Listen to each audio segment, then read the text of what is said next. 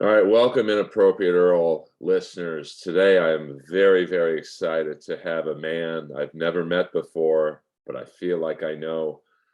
As many of you know, I'm a big, big fan of the band Kiss. And when I bought my very first Kiss album with my own money, and by that I mean $20 my dad gave me, it was the Lick It Up album.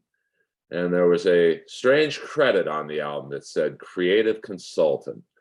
And it mentioned this gentleman's name. It also had the same credit on the Animalize album, as well as Asylum. I'm proud to have him here. He is a legend in the music business. Please welcome the one, the only, Mr. Danny Goldberg. Hey, how are you? Good, Danny. Thank you so much for doing this. I'm sure a man of your talents being on an Unknown Comics podcast was not on your bucket list. Getting any attention from anybody was on my bucket list, so I appreciate it very much. But I have the 3 albums that meant a lot to me. Oh, cool. That's so cool. The funny thing about, you'll find this some years from now, someone who you don't know listening to your podcast, that you do stuff and you never know if anyone notices or not. And it's cool when somebody does, so I'm happy to talk to you. Well, I find the era that you worked with Kiss, and we'll get to the many other bands that you have worked with, and Sure. Yeah. but it's the most interesting era of the band for me, because I would say from 1979 to 83, they did something I don't think I've ever seen a band do, which they put out about 4 or 5 albums, and each album was different in style. Like Dynasty was essentially a disco album. And I'm assuming that's because of their label mates were the Village People. Maybe they were influenced by Neil Bogart saying, hey, these guys are huge. This is the style it's in. And then 1980 was Unmasked, which was essentially a Cars album, which I love. And then The Elder, which was Kiss's version of Pink Floyd's The Wall. And then 1982, Creatures of the Night, which was probably influenced by the upcoming bands like Judas Priest and Iron Maiden. And then we get to Lick It Up. Have you ever seen a band do that, where they were so different from album to album?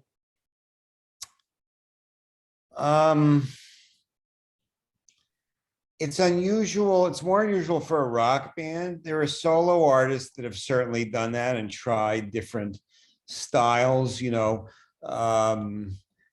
think of Ray Charles doing a country music album, or Aretha would do pop, R&B, funk, gospel albums at different times. It's more, bands tend to be a little more consistent, although I think Radiohead is pretty known for kind of, they almost reinvent themselves on a regular basis musically.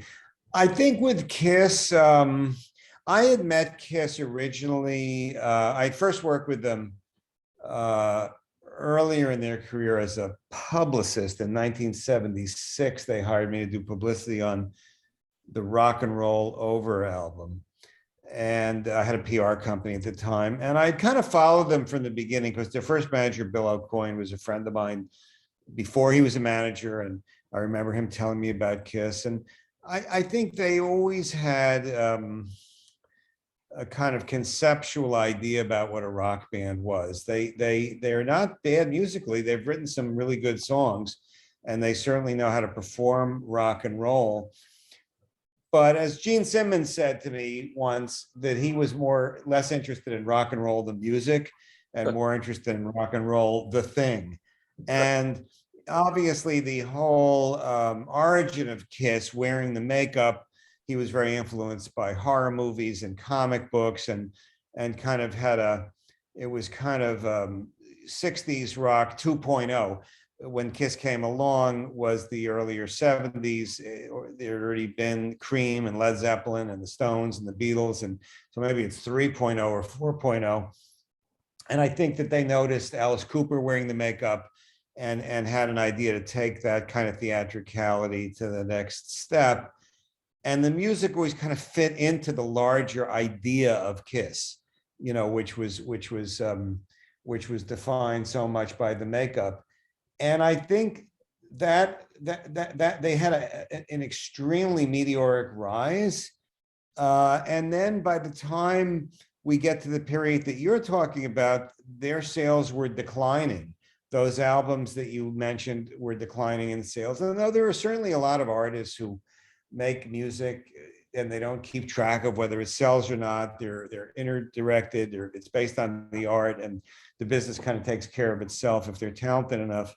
Kiss always, Gene and Paul, when I speak about Kiss, I'm really speaking about Gene Simmons and Paul Stanley. In my experiences with them, they're the guys that made all the business decisions. They were certainly the only two people I ever had meetings with or discussions with. And and Gene and Paul always had a keen interest in the business part also. They certainly, you couldn't do what they do on stage without enjoying it, without having a sense of artistry for what it is to be a rock artist. But they didn't like seeing the sales declining. That was not something that they were going to be oblivious to. And, that was sort of the moment at which I talked to them about taking the makeup off. I certainly was not the first person to talk to them about it, and I'm sure sooner or later they would have done it anyway. But that was the moment when they actually did it.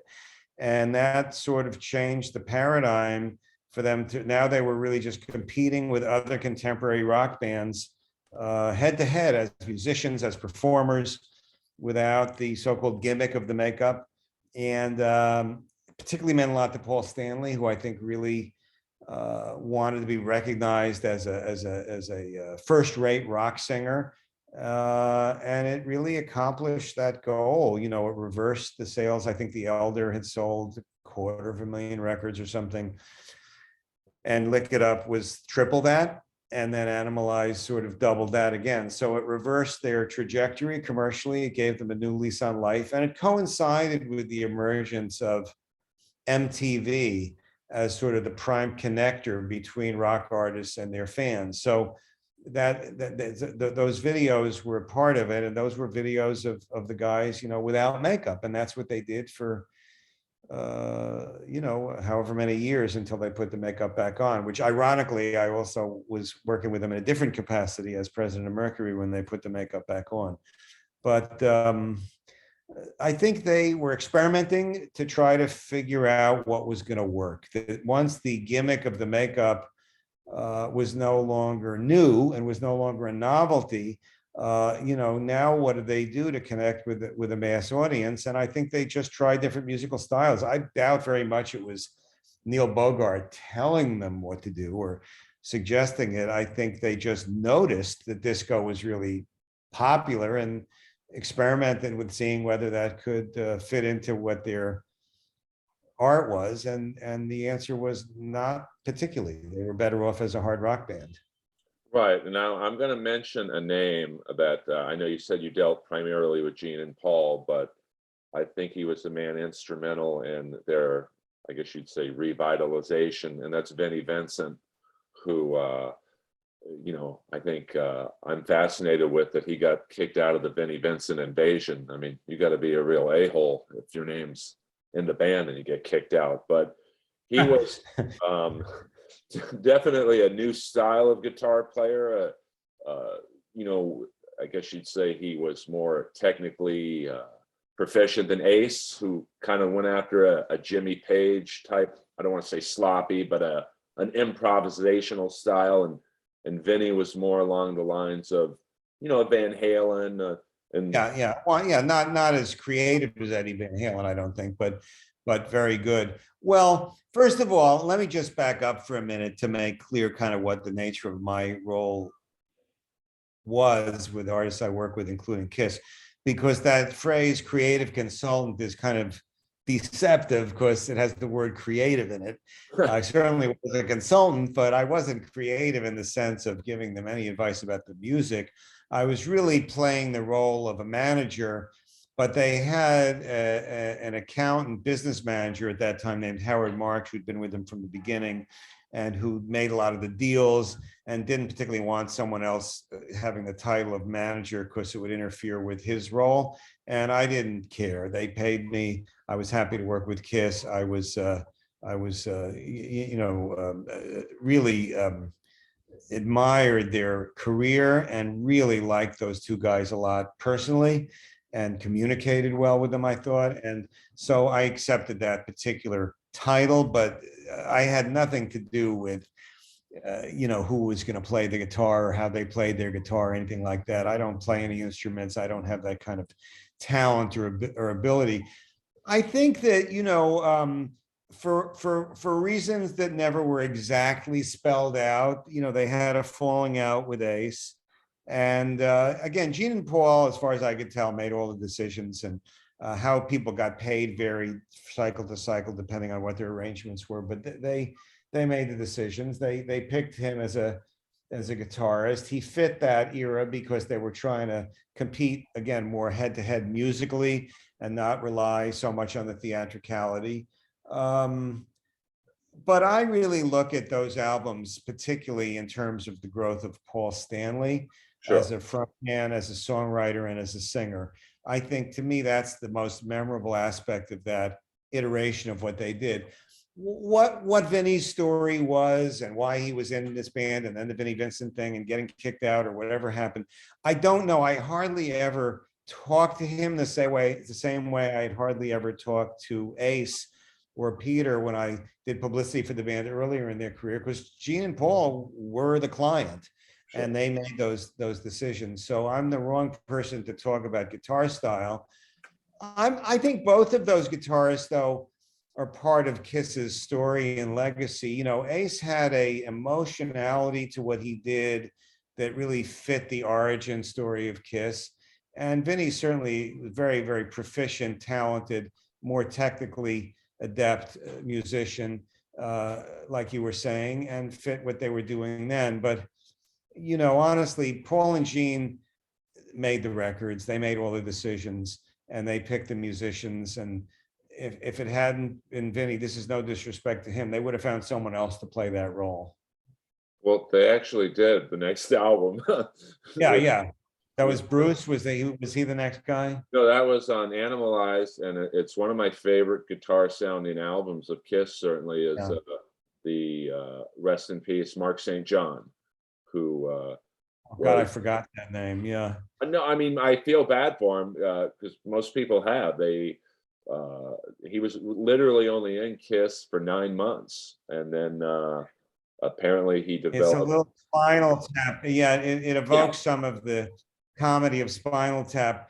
But if you really think of them as sidemen who wore a certain costume to appear on stage, and look, sidemen are some of the greatest musicians in musical history. That's not a pejorative. It's just the difference between being the decision maker of a band and being a musician who's implementing decisions that someone else made. And Kiss is Gene Simmons and Paul Stanley. That's it, and they've used a lot of other people, different record producers, different people in their business life, different musicians, different crew, but the consistent thing that makes Kiss is Gene and Paul. But how hard do you think was it for them to, because when they were going with Vinny and Mark, I would say the guitar styles of that era, like we said, were Van Halen, Warren DeMartini from Rat, Jakey Lee at that time with Ozzy. Were they trying to necessarily say, hey, we have to copy this band Rat to stay relevant, or was it just their own growing musical interest and expanded? I don't really know how to answer that. I was not in the room when they were writing songs or anything like that. But knowing them then, and I haven't been in personal touch with either of those guys for a while, but I think they listened to everything and were influenced by everything. There are some artists that are very inner directed. But there are artists that are very, very much influenced by everything they hear. In the pop area, I think of Elton John as someone who listens to everything. I think there was a period when Bob Dylan was listening to everything in the idiom that he was performing in. And Gene and Paul, I think, listened to every hard rock band. They took note of who was successful, and they borrowed anything that they thought was going to work. I think the whole art form derives from blues and country music, and to say anyone invented any particular kind of rock music, except for Jimi Hendrix, who did invent something genuinely different that Sure. influenced everyone that came after him. I think they all kind of borrow from each other. I think what's considered stealing is more of a legal question than a aesthetic one.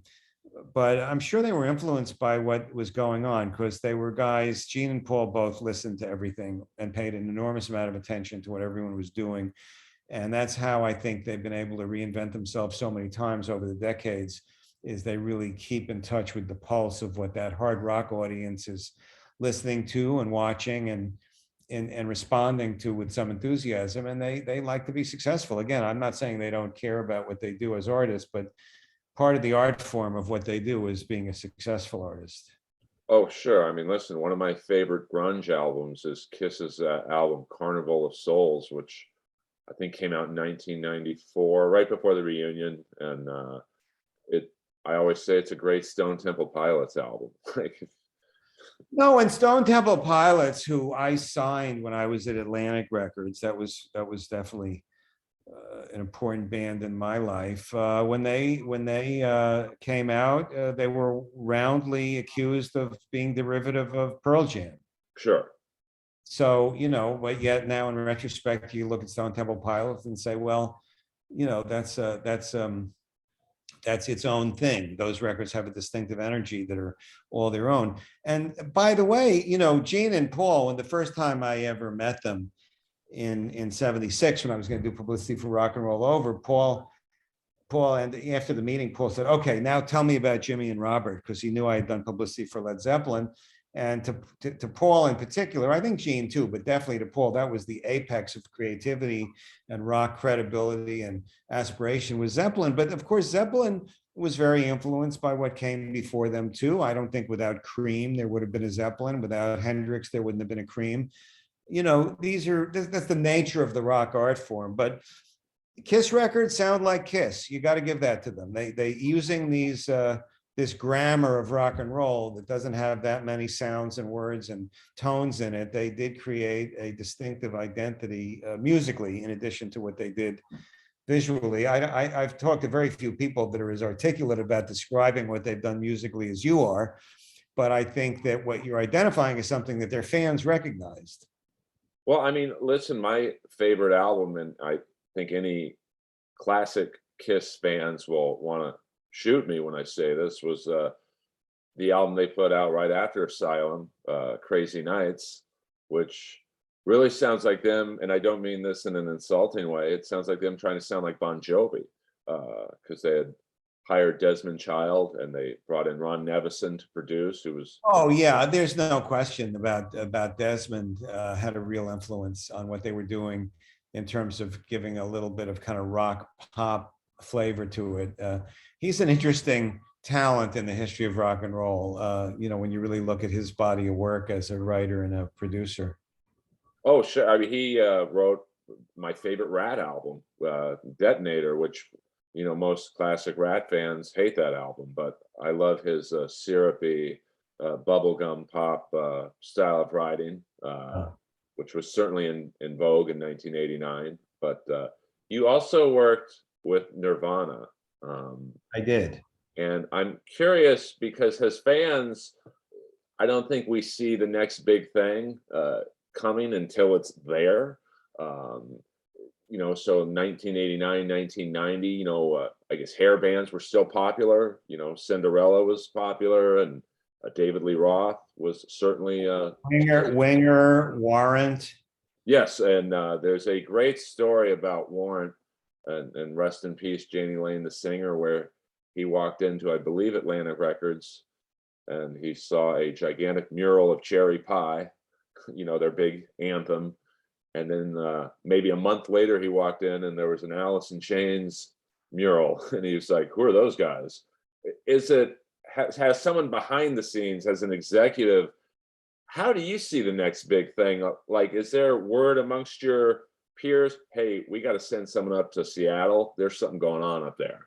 Well, it depends on what time of my life you're talking about.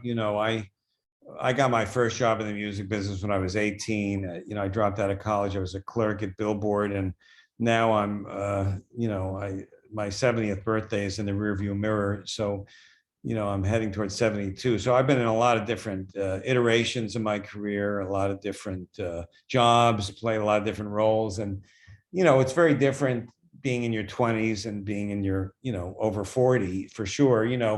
I felt up until a certain point in my 20s that, my own taste was the way to identify what was happening, because I was kind of part of the audience.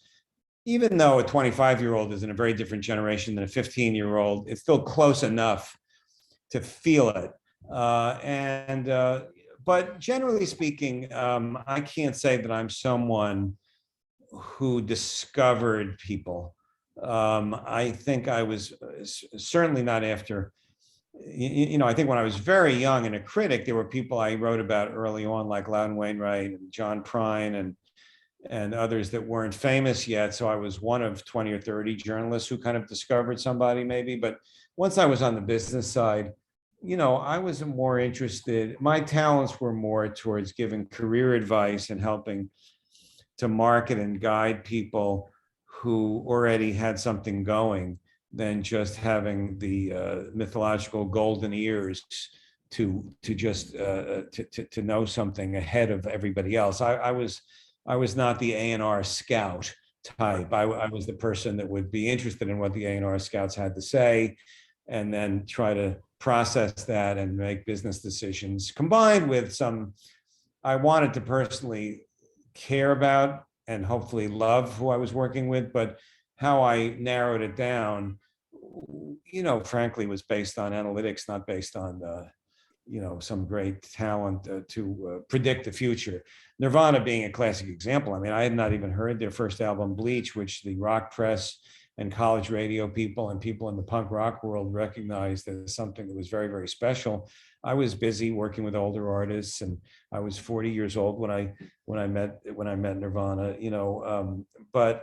Thurston Moore of Sonic Youth was somebody I admired a lot, and Sonic Youth was a client, and I trusted his judgment, and he was the one who told me how great Nirvana was, which is the only reason I really agreed to meet with them, because I was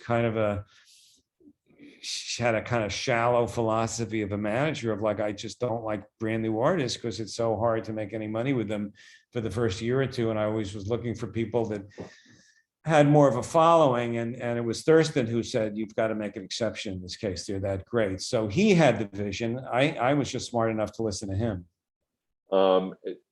Did you have to have some hard conversations with your clients, your more established clients around that time when, they clearly had that their energy was very, I would say, appetite for destruction, just a young, hungry, aggressive style of music that, like, at that time you had, like I said, David Lee Roth running around in assless chaps on a surfboard with Steve Vai playing the heart guitar. It certainly wasn't that image. Did you have to tell some of your older artists, hey, guys, it's time to switch musical styles or we can't work with each other?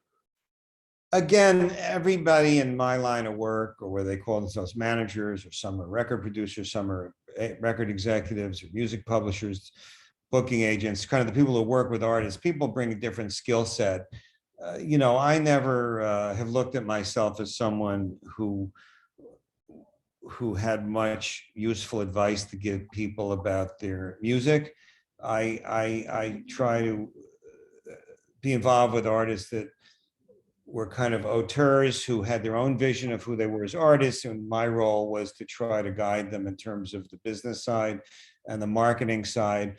And, in a few cases, some personal advice, because those relationships developed in a closer way. At the time I had Nirvana, the other clients I was working with were in a completely different idiom.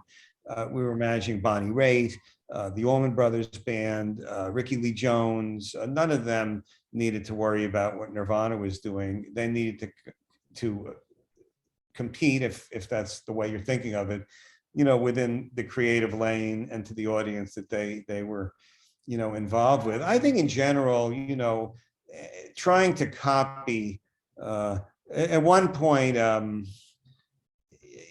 wrote a book about Kurt Cobain, and that was published in 2019, a few years ago. In part of researching that, I went back and read almost every interview. I had my own memories, of course, but I also wanted to get the fullest possible picture of what he was saying about himself. And I read dozens and dozens and dozens of interviews and everything on YouTube that you could find and everything to just fill in the blanks and to remind me of things. And at one point, right after Nirvana became incredibly big, that was the era when MTV was still the dominant thing. And he was interviewed by, I don't know, maybe it wasn't MTV though. It was either the Canadian equivalent or a European TV interview. And they said, do you think other bands are going to copy what you do or be influenced? And he said, well, if they're going to be influenced by anything we do, I hope the influence is for them to be more sincere. Right. And that's really who he was, who they were, Chris and Dave also. And you can learn a lot from listening to someone else. You can recognize that an audience is responding to a certain sound and a certain kind of record and a certain look. But I think people who just blatantly tried to copy Nirvana didn't fare very well. I think there are things that has to come from the inside out. Well, it's funny, when I had Stephen Piercy from Rat on my podcast, he was much like you. I asked him thinking he'd never say yes, and a couple days later, he's on my couch. So thank you for saying yes to this. And it's fun to talk to you. You're interested in what I've done, and you're very smart about it. So the pleasure is mine. I appreciate it. Well, it's probably why my comedy career hasn't been as big as it should be, because I can break down Kiss's Crazy Nights album, but not write a competent joke about the world's problems today. But with Kurt Cobain, he just seemed so serious and so smart for that age, and he seemed like he was almost like he didn't want the fame that came with his genius. And I've seen Gene Simmons reference him, and some of the other Seattle bands that seemed almost depressed. He's like, hey, if you're sad and you don't want your album profits, you can just send them to me. Well, that's a typical Gene thing to say. That's not at all. None of that has anything to do with Kurt. First of all, he did have his demons. He had a bad drug problem. He had a very bad childhood. He was prone to depression. Certainly not the only brilliant artist who's had that issue. But he also had a great sense of humor.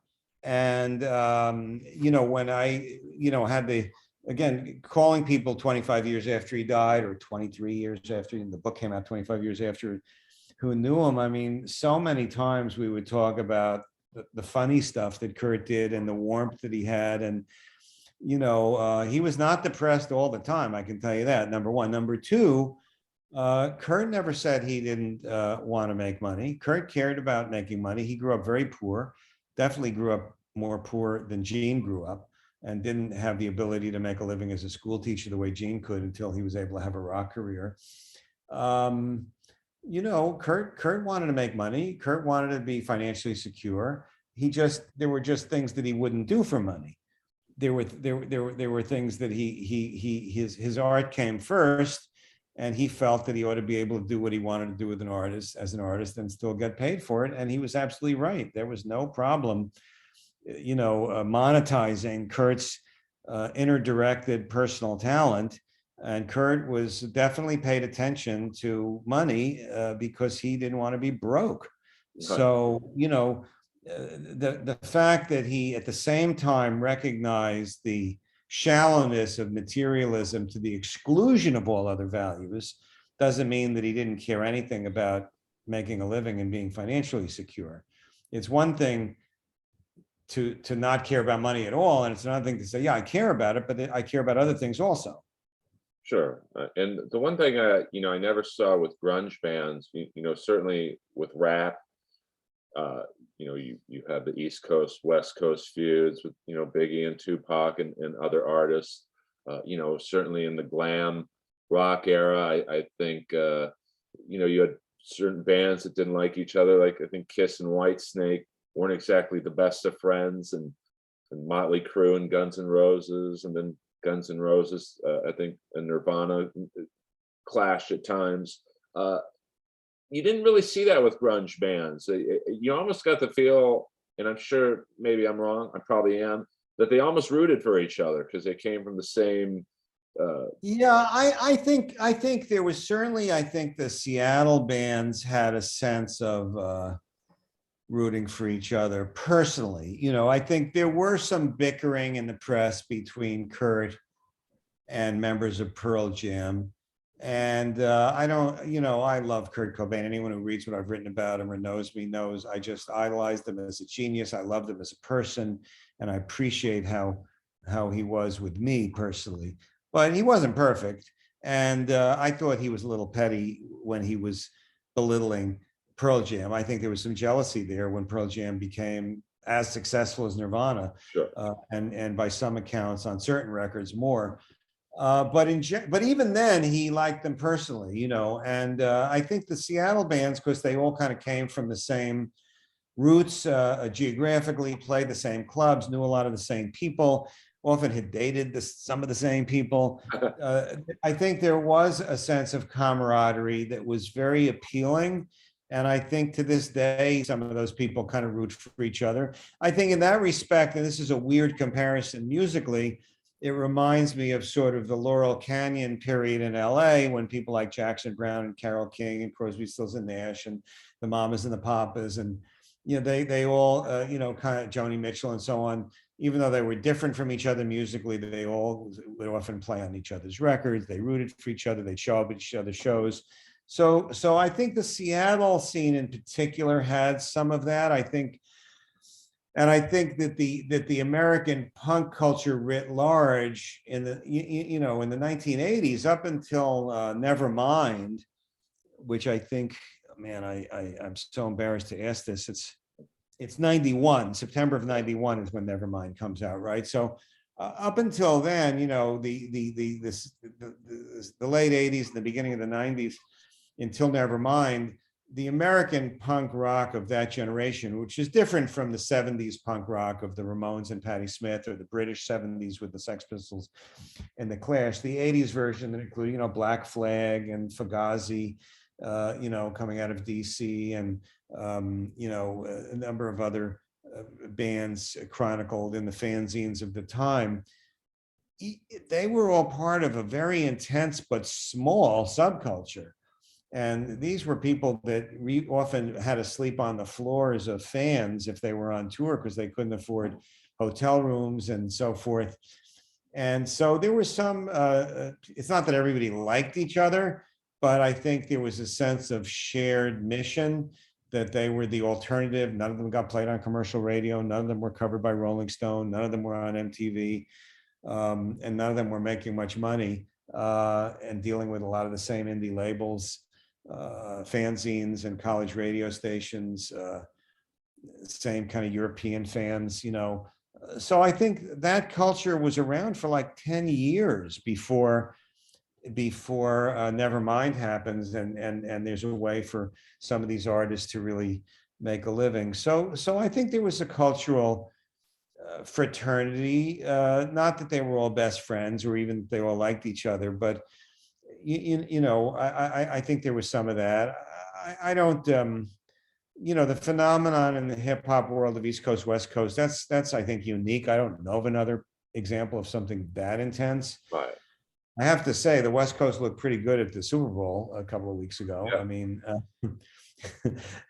but I'm a Steeler fan. gotta hand it to Dr. Dre. It turns out he knew what he was doing. No, he's brilliant, like on many levels. What can you say? I mean, people thought it was a gimmick, some gimmick, that's like calling the Beatles a gimmick, Do you think also with the grunge bands, they had a common enemy with, they seem so opposite of, I look at like from 87 to 89, the glam metal bands were really amping it up in terms of the imagery and the the the outfits and the hair, and it almost seemed like all those grunge bands were like, hey, let's band together against this thing because this ain't us. Yeah, I think there was certainly look, every generation wants to differentiate from the previous generation. And in music, to me, a generation is 4 years. It's the length of high school, Um, so people always want one generation has short hair, the next one wants long hair. One is wearing jeans, the next is glam, because people want to differentiate and show we're new, we're not the copies, we're young. But I think there was another dimension in the part of the grunge world that Kurt was part of, certainly, which was a real influence of feminism. That there was a real reaction against the sort of macho definition of masculinity, and a real conscious idea to sing about and portray women differently than were in some of the Motley Crue type videos, and that was real. That was certainly real when it came to Kurt. I mean, and he was very influenced when he lived in Olympia before he moved to Seattle. There was this evergreen state college there, and out of that came Slater Kinney and other the riot girl culture, and he was definitely affected and influenced by that. Plus, that's the kind of person he was. He grew up in a logging town with a bunch of macho homophobes, as he would put it, and definitely did not identify with them. He identified with the people they were bullying, and and I think Eddie Vedder is cut from that cloth too. I think I think there was a sort of almost a moralistic strain in that part of the punk movement. Not everybody in the punk world. Punk world had 50 different versions of it, but I think Nirvana certainly internalized that sort of feminist influence on punk, and you could feel it in their music, and you could read it in the interviews and see it in the videos. Oh, sure. I mean, well, it goes back to I guess I didn't finish my point on Stephen Pearcy when I said to him, "Are you mad at bands like Nirvana and Pearl Jam and grunge?" And he's like, "For what?" I'm like, "Well, they kind of killed your genre of music." And he said to me, real matter of factly, they didn't kill us, we killed ourselves. I knew there was a problem when Rat had a copycat brand of Rat, and then that band had a copycat brand. So when the copycats are getting copycats, that's when I knew it was over for us. Or not over, but maybe and I think different people have different talents, and some talents go on for decades, and some talents are just the product of a moment in time. Eddie Van Halen, for example, had a talent that I think if he were still alive, he'd still be making interesting music. He certainly wasn't a product of grunge. He came out of the Hollywood glam, same place, that a lot of these bands came from that didn't have long careers, but he was more talented. Right. It's like, it's just some people, had one pop hit, or a few hits, Jerry and the Pacemakers or Dave Clark Five or other bands from England in the mid 60s. And then there's, the Beatles, the Stones, and the Who and the Kinks. They all had songwriters that turned out to be not dependent on being just a product of the latest fashion trend, but that could transcend many trends because they were just, I would say, more talented, certainly as songwriters, but certainly differently talented. Sure. Well, I think it's funny. I think one of the most interesting people, to think about, and I don't know Axl Rose at all, but I'm really impressed with he's kind of reinvented himself as an elder with some real dignity, without bitterness. I wouldn't have frankly predicted that. but I think he's obviously got more going on inside than some of the other people that have not reinvented themselves. Well, it's funny you say that. I just saw, I saw Guns N' Roses play, and for guys their age, I realize they have a few younger guys in the band. And when I say younger guys, I mean they're 50. But they put on a great show still, like in 20. I'm not surprised. I didn't see it, but I wouldn't mind seeing one of those shows. I'm not surprised. They were better than a lot of their contemporaries, it turns out. And I was very happy when I read also, just this is kind of a not the most deepest comment on rock and roll, but I got a kick out of the fact that Axl Rose was kind of politically, anti-Trump, which, back in the day, him and Kurt, saw each other as being opposite sides of some cultural argument. And I just have a feeling if Kurt were alive, I don't know if they'd be friends now, but I think they'd respect each other a lot now, and for sure. But of course, we don't want to go there because I love Gene Simmons. Again, it's been a while since I've seen him, but I really consider him a friend for a long time, not just the times I work with him. And I just really like him a lot, and had very good experiences with him, but not crazy about his politics over the last 10 years. Paul, however, is different. It's funny, Paul and Gene, who are close friends. I mean, you see what Paul tweeted about Gene on his birthday and this kind of a thing. But Paul's like a bleeding heart, the Democrat like me. Gene seems to have gotten into this Trump thing. Well, he is kind of like the Trump of musicians. Like, I'll give him this just as a fan. I've met him a few times at comedy shows, and he just was like, Earl, I like money, and I like something that rhymes with wussy. And I make no apologies for it. And I appreciate his honesty in that regard. Like, no, that's his brand. That's his thing. He's done well with it. I think the dirty little secret of Gene Simmons is he's also a pretty nice guy, pretty good to his friends. There are people that claim to be good people that are kind of assholes in their personal relationships. Generally speaking, my experiences with Gene and observation with him, he's actually was a nice guy, but didn't want anyone to know it. Oh no, I did a comedy show once for him, and he introduced me to his family, his beautiful wife, Shannon, and then his daughter, who was maybe 21 or very young, and she was so doting of her father. And then of course there's Nick, who looks like a younger version of his dad. And I know. You could tell Gene was so proud of his kids, and it was like, wow, this is not the Gene in the Heaven's on Fire video. Correct. Exactly right. Yeah. So if you want to read Mr. Goldberg's book he's got several. It's Serving the Servant, Remembering Kurt Cobain, and it's a great book. I read your previous book, Bumping into Geniuses, which I got my dentist out of, Dr. Stanley Golden. So I owe you a I know, thanks, but he's retired now. He was a great dentist, but I guess you mentioned to me in an email exchange that he was very expensive. It was worth it. But I just knew I was in trouble when my file was right next to Ryan Seacrest. I was like, oh boy, I'm glad I'm starting to make money in comedy, because I think you probably know this, and I'm sure I mentioned it in the book, but Stan Golden is Bob. I think Stan's still alive. It's been a few years since he retired. I haven't heard from him. But Stan Golden is Bob Dylan's cousin. Okay. And they were very close growing up. And I don't know if you remember, in the room, there was a sheet lyrics of Blowing in the Wind with, to Stan, the greatest dentist, Bob, and they like saw Buddy Holly together when they were teenagers and stuff. And Stan was such a music freak, he always was, he was particularly there for Warren Zevon, who's another artist I got to work with.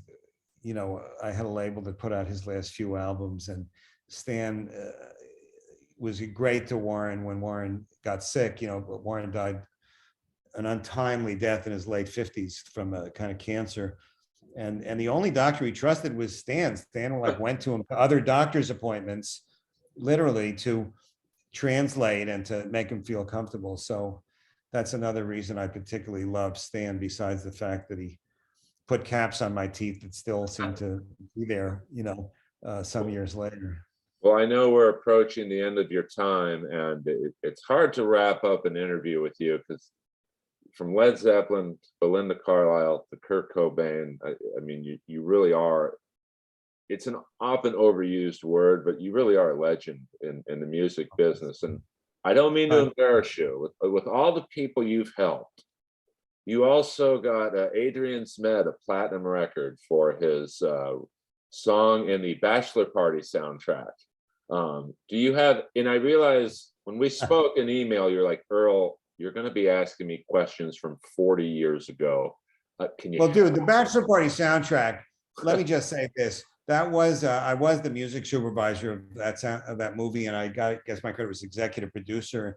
And I vaguely remember Adrian Smed, but I definitely don't remember that album going platinum. I remember it being a pretty unsuccessful record. We didn't have a hit on it. We so much wanted the Go-Go's and couldn't get them. And I think we did it with IRS Records, and they had some wannabe punk artists. So I think artistically, I think it's a pretty good record, but it definitely didn't go platinum or gold. I'm trying to, Angel and the Reruns was the Go-Go, I guess you'd say ripoff band. But man, you got me. This was no, too long ago. We're talking early 80s, I guess. Anyway, you were going to ask a question. My last question, and I thank you again for doing this. Buy any of Danny Goldberg's books on Amazon, and he's really a fantastic author as well. And my favorite television show, Mr. Goldberg, is a little show that ran from 1983 to 1989, starring the great Philip Michael Thomas, and of course, the inimitable Don Johnson as Detective Sonny Crockett. I was recently watching I decided to, it's been a couple of years since I'd seen the show. I said, I'm going to watch every season, every episode from 1 to season 5. How did it hold up? I watched every episode when it came out. I mean, I guess I helped put the music together for the pilot and executive produced the so-called Miami Vice album. And then I later, quote unquote, managed Don's music career for a couple of years. But separate and apart from that, I was a fan. I thought the show was great. I mean, Michael Mann, who became a very important feature director in movies, was the executive producer of Miami Vice and had an incredible eye both for talent and for visuals. I'm curious though, was it passé now, or did it feel like good entertainment? Well, I mean, I'm a super fan of Michael Mann. I loved his first, I don't know if it was his very first movie, but the 1980 movie he did with James Caan called Thief. Incredible, yeah. Which a lot of actors in that movie later ended up being in Miami Vice, including the real life jewel thief, John Santucci, they actually used his jewel thief tools in the movie. So in terms of how it held up, I thought season 1 is one of the greatest seasons of any TV show because of the music. It was perfectly done. Season 2, good. Of course, Gene Simmons was in season 2 as a pimp on a yacht. And then I thought, I think Michael Mann, midway through season 3, left to do Crime Story, which was a great show that. Oh my God, Crime Story was so good. And then the quality went downhill after Michael left. That could be. I don't remember. Well, I think what hurt the show, not to turn this into a Miami Vice podcast, but there's Crockett and Tubbs, and then you had the comic relief duo of Switek and Zito. And midway through season 3, Zito, the actor Larry Deal, said, I want to go do theater. Like, he left I've always admired this. You don't see it in bands in as much as you do with actors. He left Miami Vice at the height of its genius, and I think the show went down because even though he was I guess you'd call him the keyboard player of Miami Vice, he was an integral part, and it was hit or miss after that. But do you have any specific memories wrapping up this fantastic episode of working with Michael Mann or Jan Hammer? Well, first of all, it's cool for like no one ever asked me about Miami Vice. That's what So I specialize I've in. done many, I'm asked a lot about Led Zeppelin, a lot about Nirvana, and a decent amount about Stevie Nicks and about Kiss. Those are the four artists that I'd say 95% of when I do things like this, people ask about. And you are, as far as I can recall, the first person to ever ask me about Miami Vice, and it just makes me smile because it was such an interesting thing to, I didn't have a lot else going on in my career then, and I went down many times to the set, especially when I was working with Don. And Don Johnson is just an extremely interesting personality, every bit as larger than life as Gene Simmons or Mick Jagger. He's a larger than life person in real life, and he's also reinvented himself.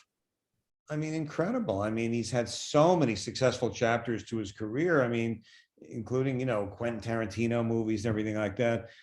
I don't know what to say. And Michael Mann, separately from that, has had an extraordinary career. I'm a little tongue-tied though. I polish off these anecdotes for when I've written about things, and then I can find them. So, I would just say that for me, I'd never really been on the set of a movie or, for more than 5 minutes before, and to really be able to hang out. I just thought Michael Mann was very much the visionary behind it.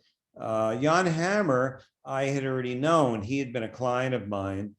He had been the keyboard player of the Mahavishnu Orchestra, went off as a solo artist. When I had the management, my earlier management company, he was a client. I co-managed him with a guy named Elliot Sears, who I think to this day, like 40 years later, still manages Jan Hammer.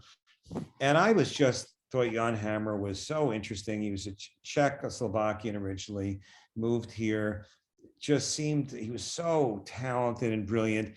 And Michael Mann had used a Tangerine Dream on Thief, and I had met him briefly. I was a consultant to 20th Century Fox or something, and he called me and he says, look, I'm thinking of using Tangerine Dream on this new show. And I said, I've got somebody better. Tangerine Dream, they're just going to imitate themselves. I've got a guy who plays the synthesizer and has that energy, that kind of vibe, because that was kind of cutting edge then, electronic music. There wasn't as much of it. I said, but he writes melodies too. And I introduced him to Jan, and it's by far the most successful thing Jan ever did commercially is the theme from Miami Vice, which became a #1 hit single. And I was just and then Michael Mann called me 6 months later, after Miami Vice was on the cover of magazines and was kind of the hot new TV show. And he said, you really helped me by suggesting Jan Hammer. Is there anything I could do for you?